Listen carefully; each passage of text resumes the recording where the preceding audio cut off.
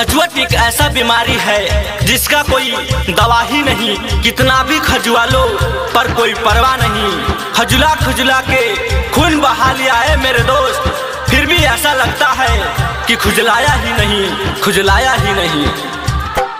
जो जो रे खजुअटिया खजुआई दिनों रतिया, जो जो रे खजुअटिया खजुआई दिनों रतिया, मन भरत नहीं भावे खोली के सुती कछिया। खजुअटिया रे खजुअटिया, खजुअटिया रे खजुअटिया, जो जो रे खजुअटिया खजुआही दिनों रतिया, मन भरत नहीं भावे खोली के सुती कछिया। खजुअटिया रे खजुअटिया, खजुअटिया रे खजुअटिया। वहाँ का दर्द भी अब सारी हदें पार कर रहा है, वहाँ का दर्द भी अब सारी हदें पार कर रहा है। जब भी खुजलाता हूँ पड़ोसी आंखें चार कर रहा है। ये खुजली भी क्या चीज है मेरे दोस्त, ये खुजली भी क्या चीज है मेरे दोस्त। वहीं पर खुजलाने का मन बार बार कर रहा है, बार बार कर रहा है। अखिया से लोर बहाइले, रोटिया में रोज पगलाइले, खून बही बही जाला पाई हो जब जब एक खजुआइले। दिने प दिन दोबारा तानी खजुअटिए हमके खाले,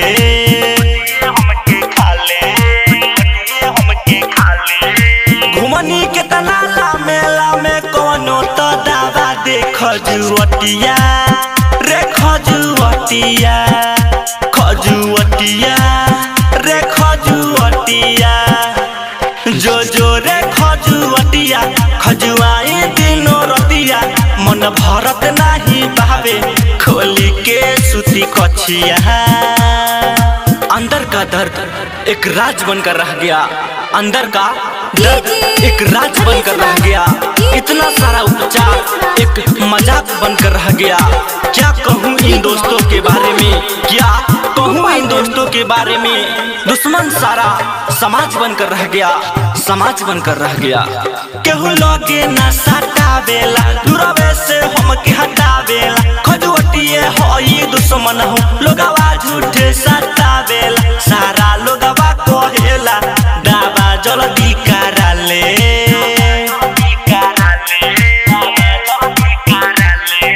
जब जब खजुआई गोलू छोट देले हाथा रे। खजुअटिया रे खजुअटिया, खजुअटिया रे खजुअटिया, जो जो रे खजुअटिया खजुआई दिनों रतिया, मन भरत नहीं भावे खोली के सुती कछिया।